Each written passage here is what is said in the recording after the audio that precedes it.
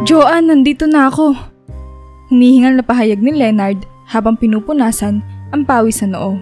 Halata sa kanya ang matinding pagod mula sa buong araw na paglalako ng prutas sa kalsada.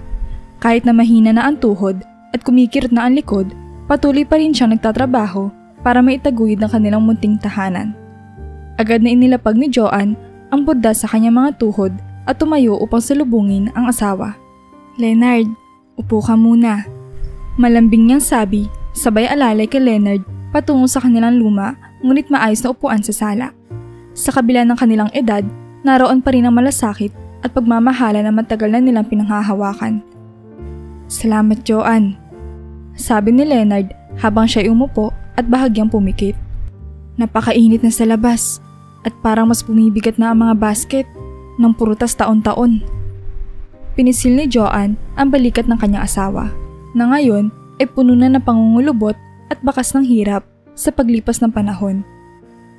Alam kong napakahirap na para sa'yo, Leonard. Kaya kapag umuwi ka, kahit papaano, gusto kong mapahinga ka man lang.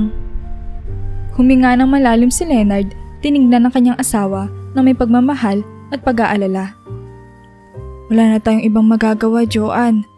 Kailangan pa rin natin magpatuloy kahit papaano. Kahit wala tayong anak na mag-aaruga sa atin pagtanda, kaya nating suportahan ang isa't isa. Tahimik na tumango si Joanne, sabay balik sa kanyang burda. Hindi na sila bumabata, ngunit sa bawat pagtahak ng araw, nagiging mas mahalaga ang bawat sandali na magkasama sila. Habang patuloy na ginagawa ni Joanne ang kanyang burda, nagpatuloy si Leonard sa pagsasalita. Alam mo, Joanne, minsan naiisip ko, paano kaya kung nagkaroon tayo ng anak? Ano kaya magiging buhay natin ngayon? Pero alam ko, siguro talagang hindi para sa atin iyon.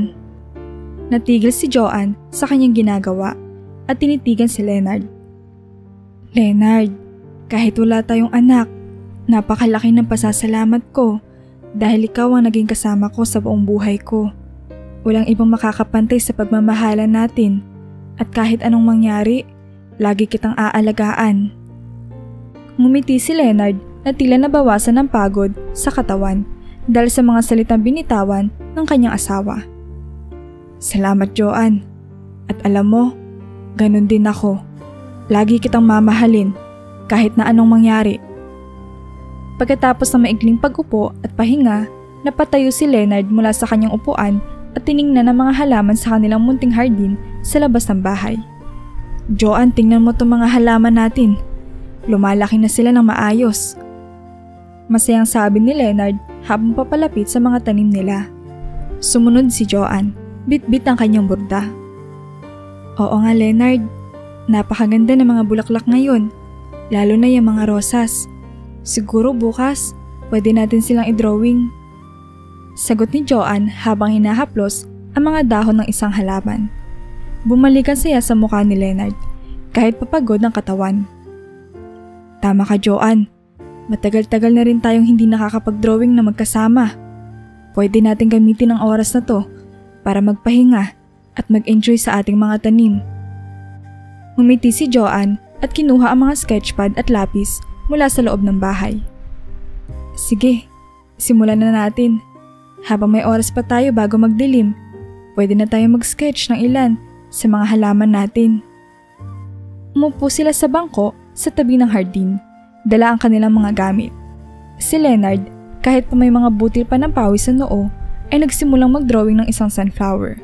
Habang si Joanne naman ay inumpisahan ng isang larawan ng kanilang bahay na napapalibutan ng mga bulaklak.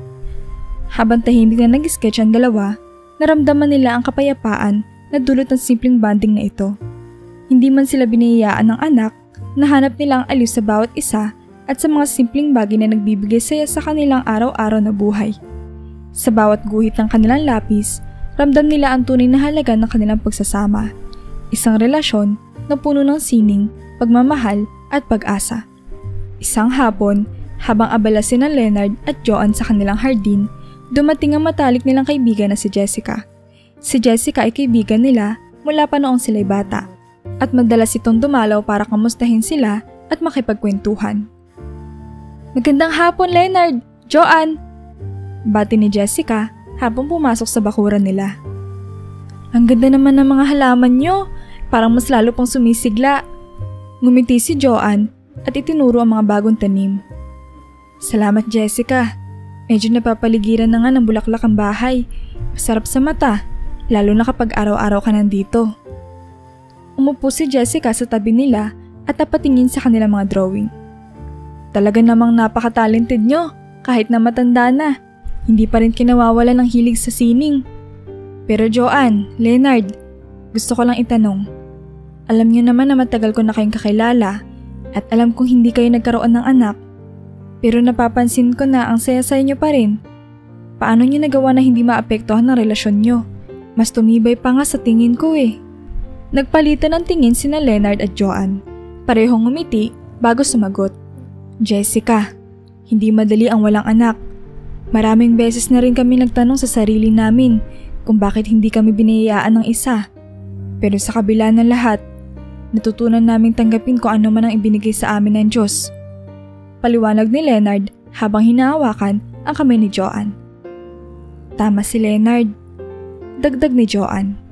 Siguro, ang sekreto lang ay nahanap namin ng kasiyahan sa isa't isa. Hindi namin hinayaan na ang kakulangan namin ng anak ay maging dahilan para mawalan ng saysay ang pagsasama namin.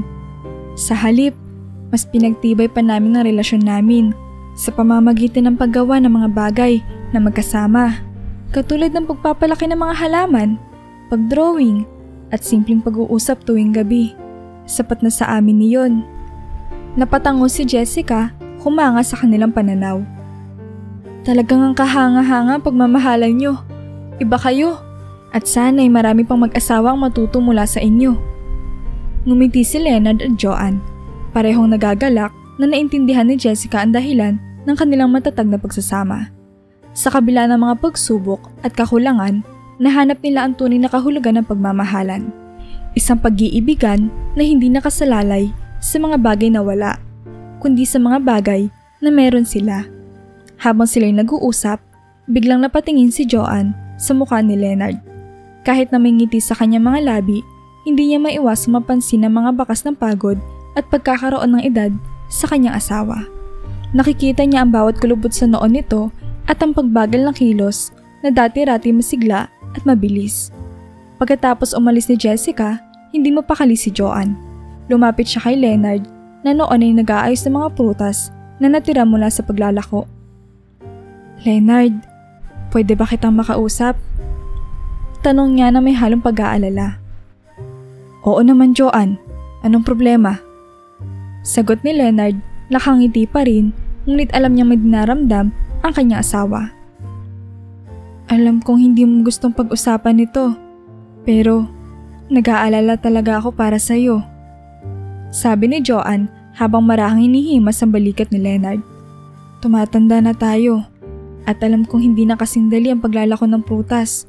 Katulad ng dati, baka kailangan na nating mag-isip ng ibang paraan para mabuhay. Huminga ng malalim si Leonard at tiningnan si Joanne na may pagmamahal. Joanne, naiintindihan ko ang mga alalahanin mo, pero ito na ang kinalakihan at kinagistan kong buhay. Hindi ko rin alam kung ano pa ang pwede nating gawin. Sa totoo lang, minsan naiisip ko rin ang sinasabi mo na baka kailangan na nating huminto o magbawas ng trabaho. Pero natatakot din ako, baka mawalan tayo ng pagkakakitaan. Napatango si Joanne. Alam niyang totoo ang mga salitang binitawan ni Leonard. Hindi ko sinasabing kailangan mong tumigil agad, pero baka pwede tayong maghanap ng iba pang mapagkukunan ng kita na hindi masyadong mahirap para sa'yo. Ayokong umabot sa puntong masyado ka nang mapagod o magkasakit pa dahil sa hirap ng trabaho mo. Nag-isip sandali si Leonard, tapos ay ngumiti. Baka tama ka Joanne. Siguro, oras na nga para maghanap tayo ng mas madaling paraan para mabuhay. Pero alam mo, kahit anong mangyari, basta't magkasama tayo, sigurado kong kakayanin natin ito. Isang gabi, habang sila'y nag-uusap sa hapagkainan, nagsalita si Leonard. Joanne, napag-isipan ko na. Bukas, magtitinda ako ng prutas. Pero ito na ang huli. Pagkatapos nito, Titigil na ako, tulad na napag-usapan natin. Tumitig si Joanne sa kanyang asawa. Baka sa kanyang mga mata ang pag-aalala, ngunit may halong ginhawa na narinig niyang desidido na si Leonard. Leonard, hindi mo kailangang ipilit. Pero kung iyon ang gusto mo, sige, gawin mo. Pero tandaan mo, hindi mo na kailangang mag-alala ng sobra. Mayroon naman tayong pensyon na darating. Hindi nga kalakihan pero sapat na siguro para sa atin. Nagpakawala ng malalim na buntong hininga si Leonard. Alam ko, Joanne, at nagpapasalamat ako na kahit papaano, may natitira pa tayong makakatulong sa buhay natin. Pero alam mo naman ako, sanay ako may ginagawa, kaya kahit mahirap, gusto ko pa ring makatulong sa atin. Lumapit si Joanne at hinawakan ng kamay ni Leonard. Alam ko, Leonard, pero mas importante sa akin na magkasama tayo ng matagal. Ayoko mapagod ka ng sobra dahil sa pagtitinda. Ang kailangan lang natin ay ingatan ang isa't isa. Ngumiti si Leonard at masuyong tiningnan si Joanne. Pangako, pagkatapos bukas, wala na akong ibang iisipin kundi ang pag-aalaga sa ating mga halaman at pagguhit kasama ka. Sapat na sa akin iyon. Niyakap ni Joanne ang kanyang asawa ng mahigpit. Alam niyang hindi madali para kay Leonard na magdesisyon, pero batid din niyang iyon na makakabuti sa kanilang dalawa. Sa wakas, magkakaroon sila ng mas maraming oras para sa isa't isa. At sa kabila ng mga hamon ng pagtanda, alam nilang may matitira pa silang pagmamahalan at mga simpleng bagay na nagbibigay saya sa kanilang buhay. Maaga pa lang nang bumalik si Leonard sa pwesto niya sa kalsada. Bitbit ang kanyang mga paninda. Alam niyang ito na ang huling araw ng kanyang pagtitinda, kaya naisip niyang ibaba ang presyo ng mga prutas para mas maraming tao ang makatikim. Habang inaayos sa mga prutas, hindi maiwasang makaramdam ng lungkot si Leonard. Hindi dahil sa pagtatapos ng kanyang pagtitinda, kundi dahil sa alaala ng mga taong kanyang nakilala sa bawat araw ng pagbebenta. Habang abala siya sa pagsigaw ng mga presyo ng prutas, may isang batang lalaki ang pumukaw sa kanyang atensyon. Mahina ang bata, payat at kitang-kita sa mukha nito ang hirap at gutom. Naglalakad dito ng walang direksyon. Tila wala ng lakas at parang may malala itong sakit. Hindi natiis ni Leonard ang nakita. Agad siyang lumapit sa bata at hinawakan ito sa balikat. Naku anak, kumain ka muna. Sabi niya, sabay abot ng isang hinog na mangga. Kailangan mong kumain para lumakas. Ngunit bago pa man maabot ng bata ang prutas, bigla itong nawalan ng malay at bumagsak sa kalsada. Gulat at kaba ang bumalot kay Leonard. Walang pag-aatubili, binuhat niya ang batang lalaki at tinakbo ito sa pinakamalapit na ospital. Pagdating sa ospital, agad na inisikaso ng mga doktor ang bata. Habang hinihintay ang mga resulta ng pagsusuri, hindi maiwasan ni Leonard na makaramdam ng labis na pag-aalala. Diyos ko, sana'y maayos lang ang batang ito. Bulong niya sa kanyang sarili habang nakatitig sa pinto ng emergency room. Makaraan ng ilang sandali, lumabas ang doktor at lumapit kay Leonard. Sir, mabuti at nadala niyo agad ng bata. Malubha ang kalagayan niya at kailangan niya manatili rito para magamot siya. Napaluhod si Leonard sa sobrang pasasalamat. Gagawin ko ang lahat para matulungan siya, Dok. Hindi ko siya kilala, pero hindi ko rin pwedeng hayaang ganito ang mangyari sa kanya. Sa huling araw ng kanyang pagtitinda, sa halip na magalak sa kanyang pagre-retiro, isang bagong responsibilidad ang sumalubong kay Leonard. Ngunit sa kabila nito, alam niyang ginawa niya ang tama. Ang batang iyon na nagbigay ng bagong dahilan para magpatuloy si Leonard ay naging isang simbolo ng kanyang walang pag-aalinlangan na malasakit sa kanyang kapwa. Habang naghihintay sa labas ng emergency room, napagpasyahan ni Leonard na tawagan si Joanne upang ipaalam ang nangyari. Agad niyang kinuha ang kanyang cellphone at tinawagan ang asawa. Joanne, nandito ako sa ospital.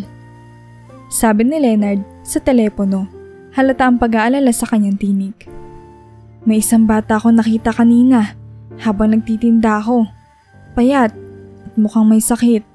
Nawalan siya ng malay. Kaya dinala ko agad dito. Nabigla si Joanne at walang pag-aalinlangan sumagot. Naku Leonard, pupunta ako dyan agad. Hindi ko matitiis na hindi makita ang batang iyon at malaman ko anong kalagayan niya. Pagdating ni Joanne sa ospital, agad niya nakita si Leonard sa labas ng emergency room. Tumingin ito sa kanyang asawa at nakita niya ang pagod at pag-aalala sa mga mata nito. Nilapitan niya si Leonard at hinawakan ang kanyang kamay. Leonard, napakabuti ng ginawa mo. Malabing nasabi ni Joanne habang pinipisil ang kamay ng asawa. Hindi lahat ng tao ay magkakaroon ng lakas ng loob na tulungan ng isang hindi kilalang bata. Pero ikaw, ginawa mo pa rin. Ngumiti si Leonard kahit na mabigat ang pakiramdam. Hindi ko pwedeng pabayaan siya, Joanne. Alam ko mahirap na para sa atin. Pero hindi ko kaya na hindi tumulong. Bata pa siya. Marami pang pwedeng mangyari sa buhay niya. Pumailan lang ang tahimik na pag-iyak ni Joanne. Hindi lalungkot kundi sa tuwa dahil sa kabutihan loob ng kanyang asawa. Alam mo Leonard, masaya ako na nakatulong tayo. Kahit na hindi tayo binayaan ng anak, sa munting paraan na ito, naging bahagi tayo ng buhay ng isang bata. Sa mga sumunod na linggo, halos araw-araw na bumibisita sina Leonard at Joanne sa ospital upang kamustahin ang batang kanilang sinagip. Bagaman hindi nila kilala ang bata at wala silang ideya kung saan ito nanggaling, hindi nila maatim na pabayaan itong mag-isa. Tinataya nila na ang bata ay nasa 6 na taong gulang pa lamang. Napakabata para makaranas ng ganitong kalagayan. Si Leonard, na dating nagtitinda ng prutas, ngayon ay nagiging abala sa pag-aasikaso sa bata. Kasama si Joanne na palaging nandyan upang magbigay ng suporta. Nagdadala sila ng mga bagong damit, laruan, at kung ano pang maaaring magpagaan ng loob ng bata habang nagpapagaling ito. Bagaman hindi pa rin ito muling nagkamalay, hindi nawawalan ng pag-asa ang mag-asawa. Joanne, sabi ni Leonard habang sila'y nakaupo sa tabi ng kama ng bata. Sana gumaling na siya. Nakakatakot isipin na baka wala na siyang ibang pamilya na nag-aalala sa kanya. Tayo na lang ang meron siya ngayon. Tumango si Joanne, masuyong hinawakan ang kamay ng bata. Oo Leonard, gagawin natin ang lahat para tulungan siya.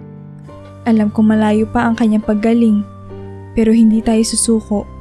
Kung kailangan nating maghintay, maghihintay tayo. Habang pinagmamasdan nila ang payapang mukha ng bata, naramdaman nilang kahit papaano ay may misyon silang kailangan tapusin. Hindi nila alam kung ano magiging kapalaran ng batang ito, pero handa silang samahan ito sa bawat hakbang ng kanyang paggaling. Linggo-linggo, patuloy ang kanilang pagbisita. Laging umaasa na sa susunod nilang pagbalik, makikita nilang nagkamali na ang bata at muling magbubukas sa mga mata nito sa mundo. Sa bawat pagdalaw, dala nila ang kanilang malasakit at pagmamahal, hindi lamang bilang mag-asawa, kundi bilang mga taong handang mag-alaga ng isang inosenteng kaluluwa na nangangailangan ng kanilang tulong. Isang umaga, habang tahimik na nakaupo sina Leonard at Joanne sa tabi ng kama ng bata, napansin nilang gumalaw ang mga daliri nito. Kaagad na nagkatinginan ng mag-asawa, puno ng pag-asa. Ilang sandali pa, unti-unting dumilit ang mga mata ng bata, na nooy puno ng pagkalito at panghihina. Joanne! Gising na siya! Masayang bulong ni Leonard, halos hindi makapaniwala sa kanyang nakikita. Lumapit si Joanne, masuyong hinawakan ang kamay ng bata. Kamusta ka anak? Ano ang pangalan mo? Nagtingin-tingin ng bata sa paligid, tila sinusubukang alalahanin kung nasaan siya at kung ano ang nangyari. Ako po si Justine. Mahina niyang sabi. Salamat po sa inyo. Akala ko po, mamamatay na ako sa kalsada. Hindi na iwasang mapaluha si Joanne habang hinahaplos ang buhok ni Justine. Justine, huwag ka mag-alala. Nandito na kami para alagaan ka. Wala kang dapat katakutan. Napatingin si Leonard kay Justine at magalang na nagtanong. Justine, nasaan ang mga magulang mo? Bakit ka nag-iisa sa kalsada? Malungkot na tumingin si Justine sa kanila at ipinaliwanag ang kanyang kalagayan. Wala na po akong mga magulang. Matagal na silang nawala. Inampon po ako ng tita ko. Pero masama po siya. Palagi niya akong sinasaktan. Kaya tumakas po ako. Nagpalaboy-laboy na lang po ako sa kalsada. Dahil mas mabuti na po yun kaysa bumalik sa kanya. Niyakap ni Joanne si Justine, habang si Leonard naman ay nag-isip ng paraan upang matulungan pa ang bata. Justine, hindi ka na mag-iisa. Huwag kang mag-alala. Gagawin namin ang lahat para protektahan ka. Hindi ka na babalik sa tita mo. Labis ang pasasalamat ni Justine sa mag-asawa. Sa unang pagkakataon, matapos sa mahabang panahon, nakaramdam siya ng tunay na pag-aaruga at pagmamahal. Sila ang naging liwanag sa kanyang madilim na mundo. At sa kabila ng lahat ng kanyang pinagdaanan, nabigyan siya ng bagong pag-asa na ang buhay ay maaaring maging mas maayos pa. Makaraan ng ilang buwan na proseso at pag-aasikaso, tuloy nang naipatupad ang legal na pag-ampon ni Leonard at Joanne kay Justine. Sa wakas, nagkaroon na sila ng anak na matagal nilang hinintay. At si Justine naman ay nagkaroon ng bagong pamilya na magmamahal at mag-aaruga sa kanya. Agad na ipinag-enroll nila si Justine sa isang paaralan malapit sa kanilang tahanan. Sa bawat araw na lumilipas, kitang-kita na mag-asawa ang pagbabago sa kanilang bagong anak. Mula sa isang batang mahina at takot, unti-unting bumalik ang sigla ni Justine. Sa tulong ng pagmamahal at suporta ni Leonard at Joanne, naging masigla muli ang buhay ni Justine. Nagsimula na siya mag-aral ng mabuti at nagkaroon ng mga kaibigan. Isang gabi, habang sabay-sabay silang kumakain ng hapunan, napansin ni Joanne ang malaking pagbabago kay Justine. Justine, natutuwa kami ni Leonard sa lahat ng naabot mo. Parang ibang bata ka na ngayon. Ngumiti si Justine at tiningnan ang kanyang mga bagong magulang. Salamat po Mama Joanne, Papa Leonard. Hindi ko po alam kung ano ang mangyayari sa akin kung hindi niyo po ako tinulungan. Kayo po ang nagbigay sa akin ng pangalawang pagkakataon sa buhay. Justine, sagot ni Leonard. Ikaw na ang aming anak. Gagawin namin ang lahat para maging masaya at ligtas ka. Hinding-hindi ka namin pababayaan. Sa gabing iyon, sa kanilang maliit ngunit punong-puno ng pagmamahal na tahanan, naramdaman ni Leonard at Joanne ang kagalakan ng pagkakaroon ng isang buong pamilya. Alam nilang maraming hamon pa ang darating, pero sa bawat hakbang, handa silang harapin ito ng magkasama, bilang magulang at bilang isang pamilya na pinagbuklod ng pagmamahal at malasakit sa isa't isa. Simula na maging bahagi si Justine ng pamilya ni Leonard at Joanne, nagkaroon ng panibagong sigla ang kanilang buhay. Hindi na lang sila dalawa sa kanilang mga gawaing pang-araw-araw. Kasama na nila si Justine sa bawat hakbang, mula sa pagdrawing hanggang sa pagtatanim ng mga halaman. Sa bawat araw na dumadaan, mas nagiging malapit ang tatlo. Si Leonard, na dati naglalako ng putas, ay tinuturuan ngayon si Justine kung paano iguhit ang mga tanim nilang bulaklak sa hardin. Justine, tingnan mo ang mga detalyeng ito sa dahon, kung paano ito gumagalaw sa hangin. Doon mo makikita ang ganda ng kalikasan. Sabi ni Leonard habang ipinapakita kay Justine ang tamang paraan ng pag-sketch. Si Joanne naman, lagi nakangiti habang pinagmamasdan ang dalawa. Napakabilis mo matuto, Justine. Tuwang-tuwa niyang sabi. Parang ipinanganak ka talagang may talento sa sining. Ngumiti si Justine, puno ng kasiyahan na hindi niya akalain ay kanyang mararanasan. Salamat po Mama, Papa. Ang saya pong mag-drawing kasama kayo.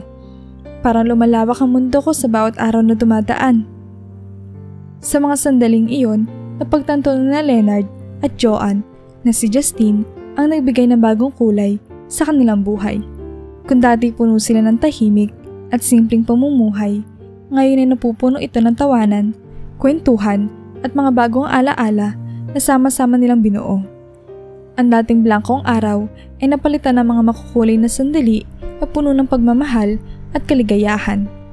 Habang patuloy na nagbabago ang buhay ni Justine, sa piling ni Leonard at Joanne lalo pang gumanda ang kanyang kalagayan. Habang tumatagal, lumitaw ang taglay na kapugian ni Justine, lalo na tumaba siya ng bahagya at naging mas malusog. Ang dating payat na bata na naglalakad sa kalsada na tila walang direksyon ay ngayon puno na ng lakas at tiwala sa sarili. Araw-araw, umuuwi si Justine na may dalang bagong kwento para sa kanyang mga magulang. Isang gabi, habang sabay-sabay silang naghapunan, hindi mapigilan ni Justine na ibahagi ang kanyang mga karanasan sa buong araw. Papa, Mama, nakilala ko na si Marcus, yung anak ng kapitbahay natin. Ang saya niyang kausap. Mahilig din siya maglaro ng basketball, kaya siguro magiging magkaibigan kami. Pati sa school, ang dami ko ng kaibigan. Nakakasama na ako sa mga laro at proyekto namin. Natutuwa talaga ako kasi hindi na ako natatakot pumasok. Nakangiti si Joanne habang pinagmamasdan ang kasiyahan sa mukha ni Justine. Nakakatuwa namang marinig yan, Justine. Napakalaking pagbabago mo mula nang una ka naming makita. Sabi niya habang pinupuno ang plato ni Justine ng masarap na pagkain. Oo nga anak. Dagdag ni Leonard habang umiinom ng kanyang kape. Nakikita naming masaya ka na at mas lalo kaming natutuwa dahil alam namin nagiging maganda ang takbo ng buhay mo ngayon. Sa tuwing nagbabahagi si Justine ng kanyang mga kwento, ramdam ni Leonard at Joanne ang init at saya sa kanilang mga puso. Para sa kanila, ang bawat ngiti at tawa ni Justine ay isang biyaya. Isang patunay na ang kanilang pagmamahal at pag-aalaga ay nagdulot ng napakalaking pagbabago sa buhay ng bata. Isang gabi, habang nagpapahinga sina Leonard at Joanne sa kanilang sala, nag-uusap sila tungkol sa mga nangyari sa kanilang buhay mula nang dumating si Justine. Tahimik lang nagmamasid si Leonard sa mga larawan na nakasabit sa kanilang dingding. Mga larawan na dati ay puno ng tanawin at tanim. Ngunit ngayon ay puno na ng mga ngiti ng isang batang nagbigay ng bagong sigla sa kanilang buhay. Joanne, sabi ni Leonard habang pinagmamasdan ang isang larawan ni Justine na masayang naglalaro sa kanilang hardin. Minsan naiisip ko, parang biyaya talaga sa atin si Justine. Matagal na nating inisip na hindi na tayo magkakaroon ng anak. Pero ngayon, heto siya. At napuno niya ang mga pagkukulang sa buhay natin. Ngumiti si Joanne at hinawakan ang kamay ni Leonard. Tama ka, Leonard. Si Justine ang sagot sa mga dasal natin na akala natin ay hindi na matutupad. Kahit sa huling yugto ng buhay natin, binigay sa atin ng Diyos ang pagkakataon na maranasan kung paano maging magulang. Sa totoo lang, patuloy ni Leonard, hindi ko inaasahan na ganito pa magiging buhay natin. Akala ko noon, matatapos na lang tayo na magkasama. Walang iba kundi mga halaman at mga alaala ng ating mga naimpinta. Pero ngayon nandito na si Justine. Parang nagkaroon ng bagong layunin na bawat araw natin. Nakatitig si Joanne kay Leonard, puno ng pasasalamat sa mga pangyayari. Leonard, ang pinakamagandang regalo ng Diyos sa atin ay ang pagdating ni Justine. Pinuno niya ang mga espasyo sa puso natin na hindi natin alam na may kakulangan. At ngayon, hindi lang tayo mag-asawa, magulang na rin tayo. Habang tahimik nilang pinagmamasdan ang mga larawan ni Justine, naramdaman nilang totoo ang sinasabi ng kanilang mga puso. Hindi lahat ng tao ay nagbibigyan ng pagkakataon na maging magulang, lalo na sa kanilang edad. Pero binigyan sila ng Diyos ng isang anak na minahal nila ng buong puso. Sa gabing iyon, nahanap nila ang kapayapaan sa kanilang mga isipan. Alam na kahit ano pa ang dumating na pagsubok, nariyan si Justine upang bigyan sila ng lakas at pag-asa. Ang buhay nila ay nagkaroon ng bagong kahulugan. At sa bawat araw na kasama nila si Justine, lalong tumitibay ang kanilang paniniwala na tunay ngang biyaya ang binigay sa kanila ng Diyos. Lumipas ang halos 1 taon mula nang opisyal na naging bahagi ng pamilya ni Leonard at Joanne si Justine. Sa bawat araw na lumilipas, ramdam nila ang lalong tumitibay na samahan at pagmamahalan sa kanilang tatlo. Hindi lamang si Justine ang nagkaroon ng bagong buhay, pati na rin sina Leonard at Joanne na nabigyan ng bagong pag-asa at kasiyahan na matagal na nilang akala ay hindi na nila mararanasan. Isang araw, habang naglalakad ng tatlo sa parke, napansin ni Joanne ang kalendaryo sa kanyang telepono. Leonard, sabi niya habang pinapakita ang petsa kay Leonard. Alam mo bang 1 taon na, simula ng opisyal na naging anak natin si Justine? Nagulat si Leonard at ngumiti. Tama ka, Joanne. Napakabilis ng panahon. Parang kailan lang, nakita natin siya sa kalsada. At ngayon, hito na tayo. Isang buong pamilya.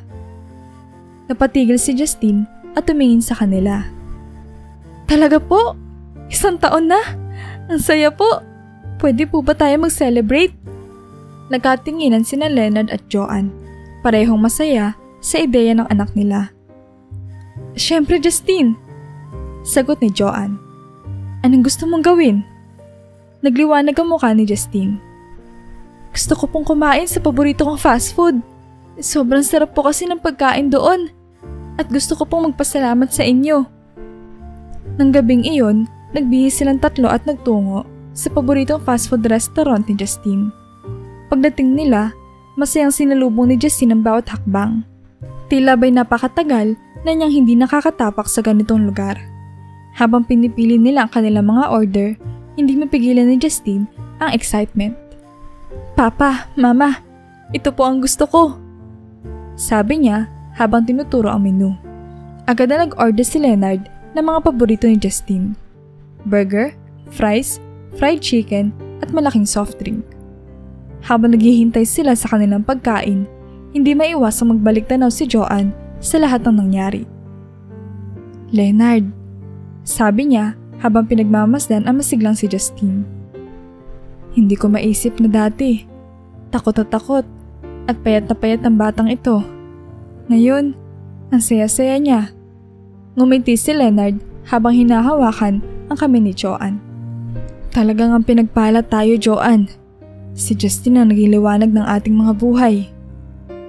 Dumating ang pagkain at si Justine ang unang kumagat sa kanyang burger. Ang sarap po talaga nito! Salamat po, Papa, Mama. Ang saya-saya ko po talaga. Habang kumakain sila, napuno ng tawanan, kwentuhan at mga plano para sa hinaharap ang kanilang hapag. Si Justine ay abala sa pagkukwento ng kanyang mga karanasan sa eskwela at sa mga bago niyang kaibigan. Mama, Papa, gusto ko pong mag-aral na mabuti para matulungan ko rin kayo balang araw. Pangako po yan. Hindi mapigilan ni na Leonard at Joanne na mapangiti at mapaluha sa sinabi ni Justine. Justine, anak, hindi mo kailangan mag-alala sa amin. Sabi ni Joanne habang hinahaplos ang buhok ni Justine. Ang mahalaga ay masaya ka at ginagawa mo ang mga bagay na gusto mo. Nandito kami para suportahan ka sa lahat ng gagawin mo. Dagdag ni Leonard. Hindi mo na kailangan mag-alala, Justine. Ang pamilya natin ay buo at masaya at iyon ang pinakamahalaga. Naging mahaba ang gabing iyon, puno ng masasayang alaala at mga pangakong binitawan. Nagtagal sila sa restaurant. Hindi iniisip ang oras. Dahil alam nilang ang ganitong mga sandali ay bihira lamang dumating. Matapos ang masarap na hapunan, tumungo pa sila sa isang malapit na parke upang maglakad-lakad at magpalipas ng oras. Si Justine, habang hawak ang kamay ni Leonard at Joanne, ay napuno ng kaligayahan at kasiyahan na ngayon lamang niya naramdaman sa buong buhay niya. Nang bumalik sila sa kanilang bahay, puno ng saya at pagmamahalan ng kanilang tahanan. Nagkwento pa si Justine bago sila matulog, puno ng mga plano para sa kinabukasan. Pero sa kabila ng kasiyahang iyon, hindi nila alam na ang gabing iyon ay ang huling masasayang sandali na kanilang pagsasaluhan. Hindi nila alam na ang gabing iyon ang huling beses na makikita nila si Justine. Sa kabila ng mga ngiti at tawanan, walang sino man ang nakakaalam na ang mga susunod na araw ay magdadala ng isang di inaasahang pagbabago na magbabago sa kanilang mga buhay magpakailanman. Kinabukasan, habang abala sina Leonard at Joanne sa kanilang bahay, biglang may kumatok na malakas sa kanilang pinto. Nagmamadaling binuksan ni Leonard ang pinto at bumungad sa kanya si Marcus, ang kaibigan ni Justine. Hingal na hingal at tila balisa. Marcus, Anong nangyari? Tanong ni Leonard, bakas ng pagtataka sa kanyang muka. Si Justin po! Nalunod po siya sa ilog habang naglalangoy kami! Umiiyak na sabi ni Marcus habang sinisikap niya makahinga na maayos. Parang huminto ang oras sa mga sandaling iyon. Napatigil si Leonard, tila hindi agad makapaniwala sa narinig. Ano? Anong sinabi mo? Nanginginig na tanong niya habang si Joanne ay napakapit na sa kanyang braso na tila bumigay ang kanyang mga tuhod. Naglaro po kami sa ilog. Naglangoy po si Justin. Pero bigla na lang po siya nawala sa ilalim ng tubig. Hindi na po siya lumutang. Tinawag na po namin ang mga tao sa paligid. Pero hindi pa rin siya makita. Umiiyak na paliwanag ni Marcus na bakas ng takot at kalungkutan sa kanyang boses. Agad na nataranta ang mag-asawa. Hindi nila inaksaya ang oras at mabilis na tumakbo patungo sa ilog. Halos walang imik habang nasa daan. Ang kanilang mga puso ay puno ng takot at pangamba na tila ang bawat hakbang ay naglalapit sa kanila sa isang katotohanang hindi nila kayang tanggapin. Pagdating nila sa ilog, nakita nila ang mga tao na nakapalibot sa lugar. May ilang nagtatangkang sumisid sa tubig upang hanapin si Justin. Halos hindi na makahinga si Joanne habang pinagmamasdan ang malalim at maalon na ilog. Si Leonard naman ay nanginig habang tumatakbo papunta sa gilid ng tubig. Umaasang makikita ang anak na lumutang o maririnig ang kanyang boses, pero wala. Hindi ito totoo. Hindi ito pwedeng mangyari. Pabulong na sambit ni Joanne, nanginginig ang kanyang boses at luha sa kanyang mga mata. Sa mga sandaling iyon, halos hindi makapaniwala sina Leonard at Joanne sa sinapit ng kanilang anak. Ang huling masayang alaala ng gabing nagdaan ay ngayon napalitan ng isang bangungot na hindi nila kayang isiping magiging totoo. Habang patuloy silang nagmamasid, ang pag-asa ay unti-unting nawawala at ang masakit na katotohanan ay unti-unting nagiging malinaw. Sa mga sumunod na linggo, ang bawat araw ay naging tila walang katapusan para kina Leonard at Joanne. Halos araw-araw, bumabalik sila sa ilog, dala ang umaasa nilang puso at mga mata na lagi nagmamasid sa tubig. Umaasa makikita nila si Justin, kahit man lang ang katawan niya. Kasama ang ilang mga volunteer, mga opisyal ng barangay at maging ang ilang kaibigan at kapitbahay, walang tigil ang kanilang paghahanap. Sinuyod nila ang bawat sulok ng ilog mula sa mababaw hanggang sa malalim na bahagi. Ngunit sa kabila ng kanilang walang sawang pagsisikap, nanatiling mailap si Justin. Sa bawat araw na dumadaan, parang unti-unting nawawalan ng pag-asa sina Leonard at Joanne. Ngunit ayaw nilang sumuko. Hindi nila matanggap ang ideya na hindi na nila makikita si Justin, ang batang nagbigay ng bagong kahulugan at sigla sa kanilang buhay. Lahat ng kanilang pinaghirapan, lahat ng mga plano at pangarap para sa batang ito ay tila nawala ng halaga sa harap ng katotohanan na hindi na nila siya makakasama. Pag-uwi nila tuwing gabi, ang bahay na dating puno ng tawanan at kwentuhan ay ngayon nababalot ng katahimikan. Ang bawat sulok ng tahanan ay nagpapaalala kay Justin. Ang kanyang mga gamit, ang kanyang mga laruan at ang mga larawan na nakasabit sa pader. Sa bawat pagtingin sa mga ito, ramdam nila ang masakit na kurot sa kanilang mga puso. Si Joanne, na dati puno ng saya at pagmamahal, ay madalas na nakatulala na lang sa bintana. Iniisip kung paano nila haharapin ang mga susunod na araw. Leonard, bulong niya isang gabi habang nakahiga sila sa kama. Paano tayo mabubuhay nang wala si Justin? Parang nawala ang lahat ng dahilan natin para magpatuloy. Huminga ng malalim si Leonard na parang pinipilit ikalma ang kanyang sarili. Hindi ko alam, Joanne. Parang nawala ang pinakamahalagang bahagi ng buhay natin. Si Justin ang nagbigay ng kulay at sigla sa atin. Ngayon, hindi ko lubos maisip na wala na siya. Na hindi na natin siya makikita o mayayakap man lang. Sa mga sandaling iyon, naramdaman nila ang bigat ng kanilang kalungkutan. Hindi nila lubos maisip na sa ganitong paraan magtatapos ang kanilang masayang pagsasama bilang isang pamilya. Ang sakit na dulot ng pagkawala ni Justin ay tila walang katapusan. At sa bawat araw na lumilipas, Lalo nilang nararamdaman ang kawalan ng pag-asa at kawalan ng direksyon. Ang kanilang buhay na dati puno ng sigla at saya ay tila naglaho kasama si Justine. Ang bawat araw ay naging pakikibaka para sa kanila. Pakikibaka laban sa sakit, sa kalungkutan at sa matinding pangungulila. Ang pakiramdam ng pagkakakulong sa isang madilim na bangungot ay patuloy na bumabalot sa kanilang mga puso.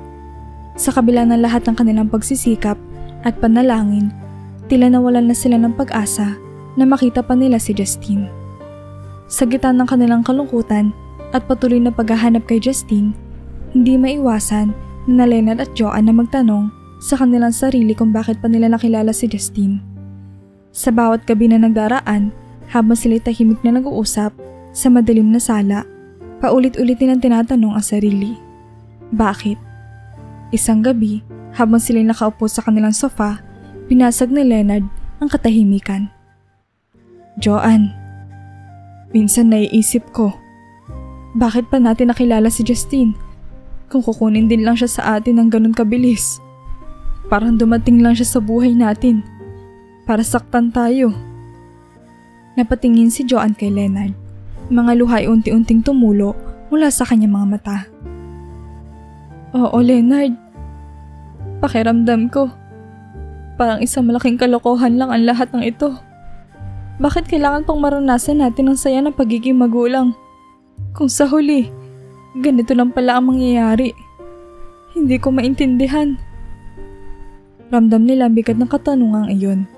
Si Justine, na nagbigay sa kanila ng bagong kahulugan at layunin sa buhay, ay ngayon naging sanhi ng pinakamatinding sakit na kanilang naranasan.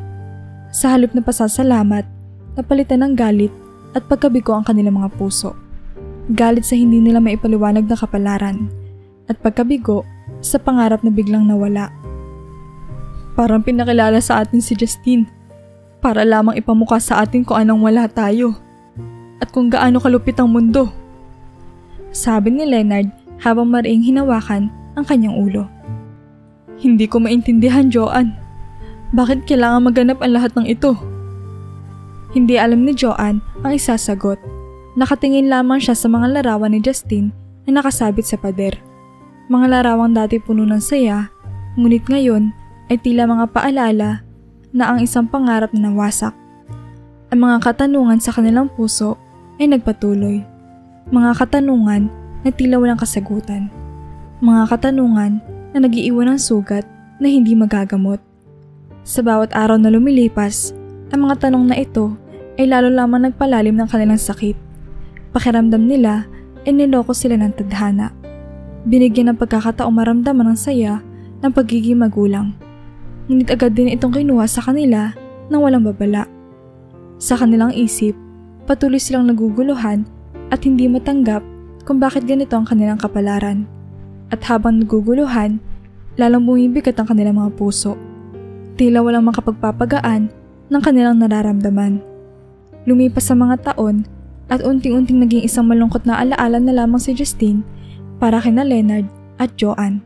Sa pagkawala ni Justine, parang kasabay din itong nawala ang lahat ng saya at sigla sa buhay ng mag-asawa. Ang dating masiglang tahanan ay unti-unting nabalot ng katahimikan at kalungkutan. Ang mga halaman na dati kanilang alaga at pinagmamalaki ay nagsimulang malanta. Hindi na sila naglaan ng oras para sa kanilang hardin.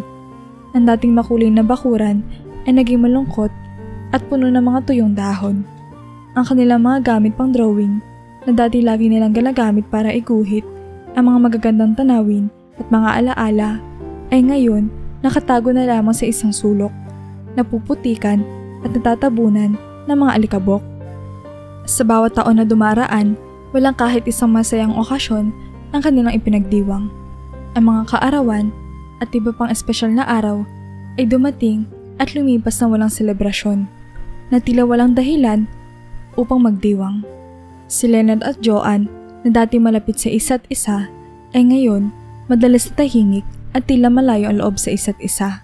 Si Justine, ang batang nagbigay ng bagong sigla at saya sa kanilang buhay, ay ngayon isa na lamang malabong alaala. Isang alaala na nag-iiwan ng sugat na hindi maghilom. Sa bawat araw na lumilipas, Ramdam ni Leonard at Joanne na ang buhay nila ay nawala ng saysay. Eksaktong 20 taon na ang lumipas mula nang mawala si Justine. At sa mga taong iyon, nabalot ng lungkot at pangungulila ang buhay ni na Leonard at Joanne.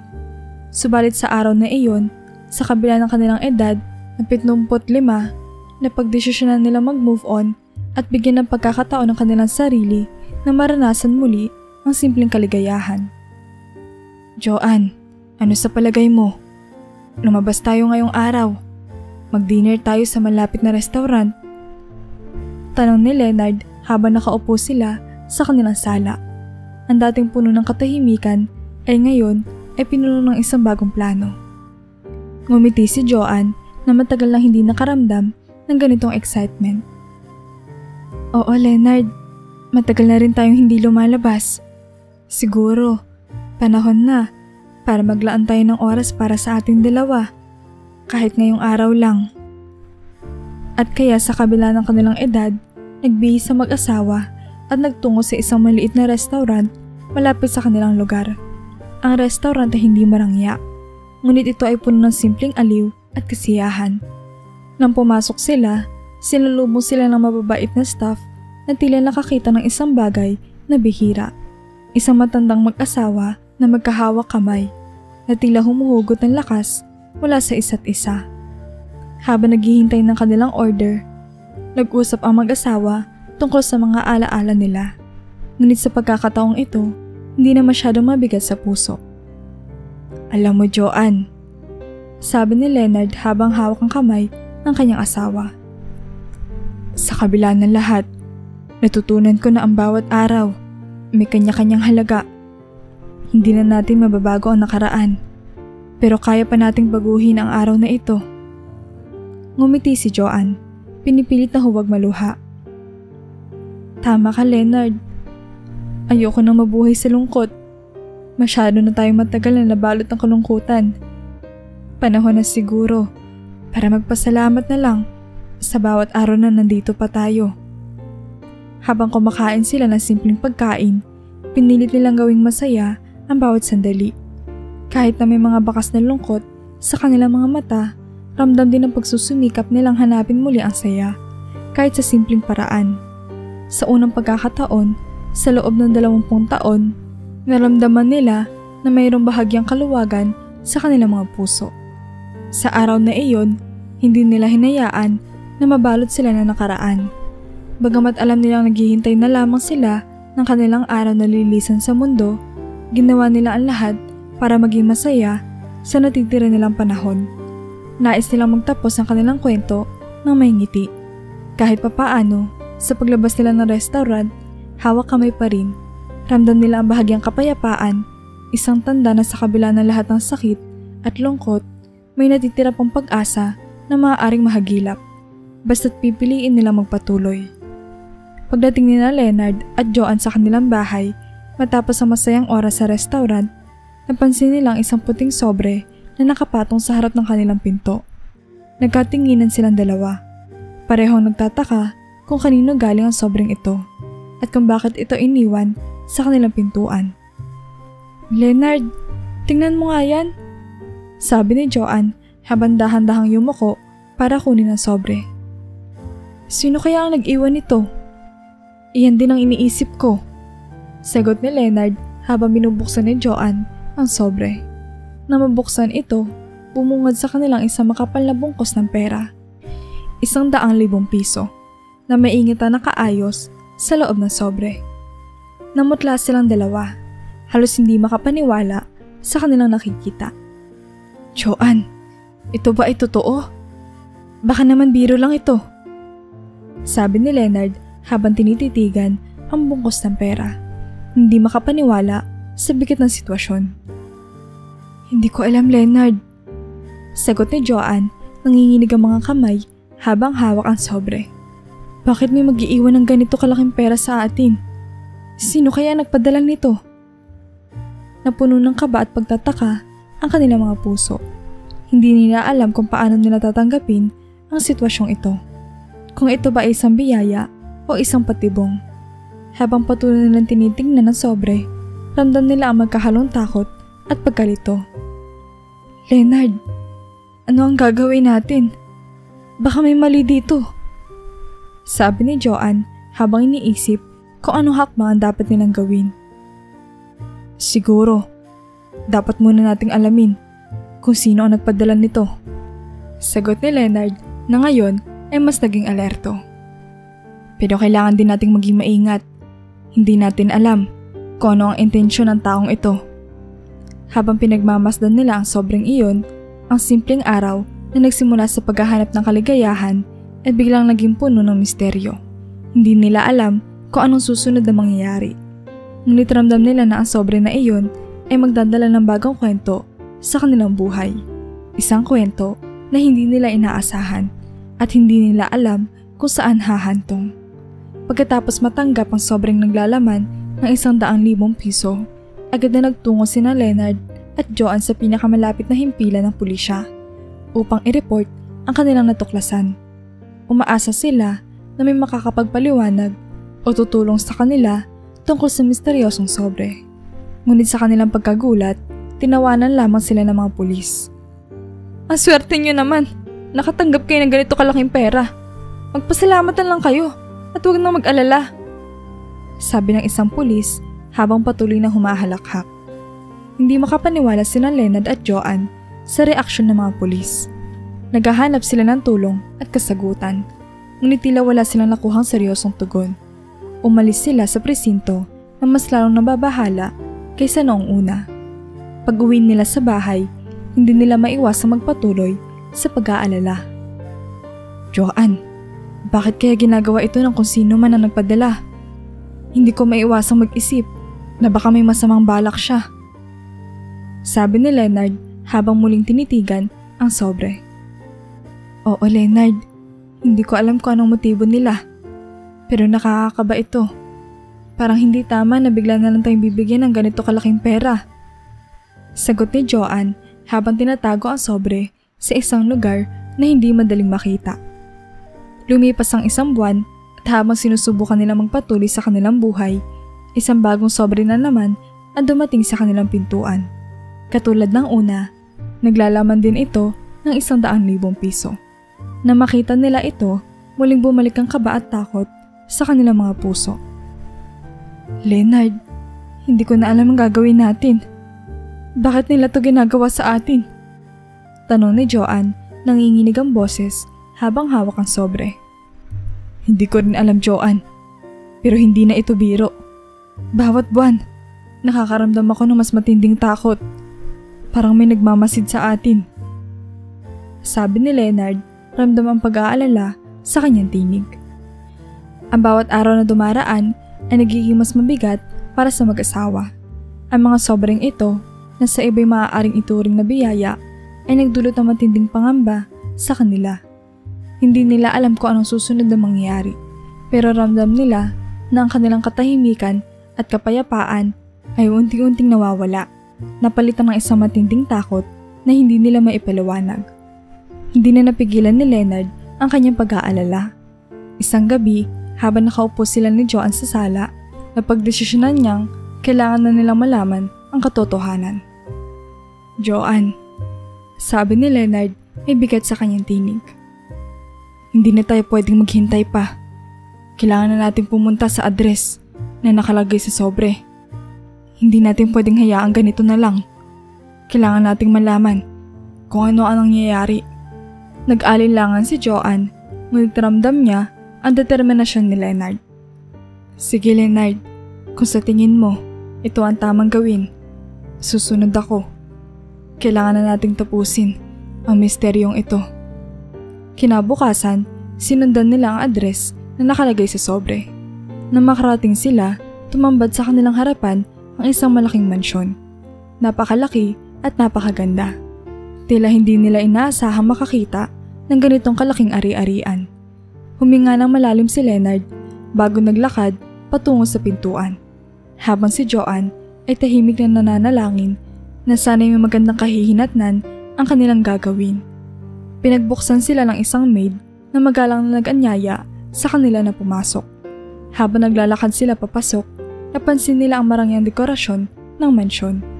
mga mamahaling kasangkapan, mga obra maestra na nakasabit sa pader, at ang malawak na espasyo na puno ng kagandahan. Ngunit na makapasok sila sa isang malaking sala, halos natigil ang kanilang mga puso sa nakita. Nakaupo sa isang mamahaling sofa ang isang binata na nasa edad 30s na. Nakamukhang kamukha ni Justine. Bagamat bata pa si Justine, noong huling nakita nila ito, ang pagkakahawig ng binatang ito kay Justine ay hindi maitatanggi. Parehong-pareho ang itsura, mula sa mga mata hanggang sa hugis ng mukha. Nagkatinginan sina Leonard at Joanne, parehong naguguluhan at hindi makapaniwala. Sino ang binatang ito? Bakit siya kamukhang kamukha ni Justine? Ang mga tanong ay sumiksik sa kanilang mga isipan. Ngunit wala silang lakas ng loob na magsalita. Magandang hapon po. Bati ng binata na may malambing na ngiti sa labi. Ngunit sa likod ng kanyang mga mata, tila may nakatagong kwento na naghihintay na mabunyag. Sino ang binatang ito? Ano ang koneksyon niya kay Justine? Ang mga tanong na ito ay nanatiling nakabitin sa ere, habang sina Leonard at Joanne ay nanatiling tulala sa harap ng binata na tila bagay isang multo mula sa kanilang nakaraan. Nang makita ni Joanne ang binata, hindi na niya napigilan ang sarili. Agad siyang tumakbo at niyakap ang binata, na tila ba'y nakita niya muli si Justine, ang batang minahal nila ng buong puso. Ramdam ni Joanne ang init at tibok ng puso ng binata habang niyakap siya pabalik, na parang nagkikita silang muli pagkatapos ng napakahabang panahon. Habang sila'y nagyakap, bumitaw ang binata ng dahan-dahan at nagsimulang magpakilala. Ako po si Andre. Sabi niya, may halong hirap at bigat sa kanyang tinig. Nahihirapan po akong ikwento ito, pero kailangan niyo pong malaman. Kuya po ako ni Justine. Nagulat sina Leonard at Joanne sa narinig, ngunit tahimik silang nakinig. Ramdam ng tindi ng damdamin ni Andre. Alam ko po na kayo ang nag-alaga kay Justine noon. Patuloy ni Andre. Nalaman ko po ito dahil sa private investigator na hinanap ko. Matagal ko na po kayong hinahanap. Tandang-tanda ko pa po ang araw na tumakas si Justine sa kamay ng sadista naming tiyahin. Napaluha si Joanne habang si Leonard ay tahimik na nakikinig. Pinipilit na intindihin ang mga sinabi ni Andre. Wala po akong nagawa noon. Patuloy ni Andre. Isa rin po akong bata. Walang laban at hindi ko po siya natulungan. Nang mabalitaan ko na namatay si Justine at hindi na nakita ang kanyang katawan, lalo po akong nadurog. Napakasakit po para sa akin na wala akong nagawa para sa kapatid ko. Muling nagkatinginan sina Leonard at Joanne, ramdam ang bigat ng bawat salita ni Andre.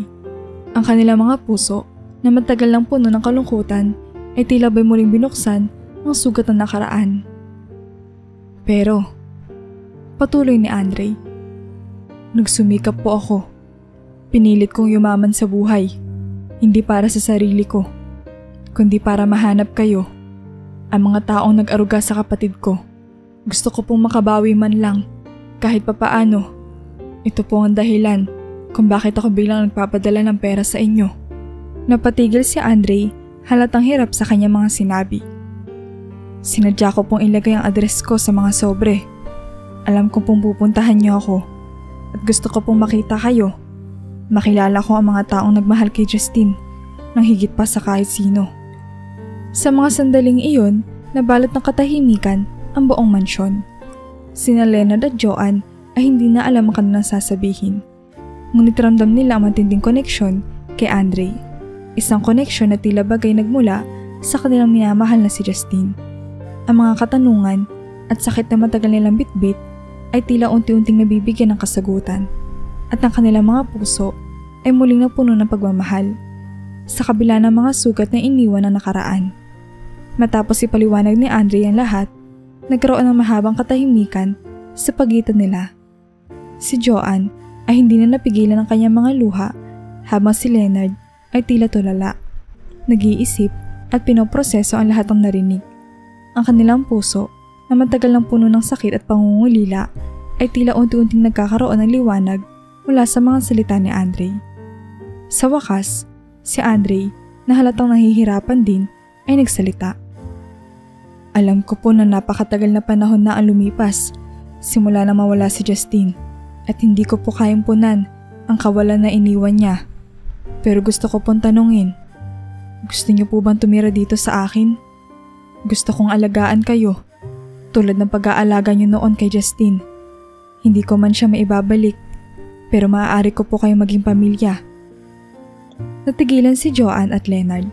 Ang tanong na iyon ay tila isang malaking pintuan na nagbukas para sa kanila. Isang pintuan na magbibigay sa kanila ng bagong simula.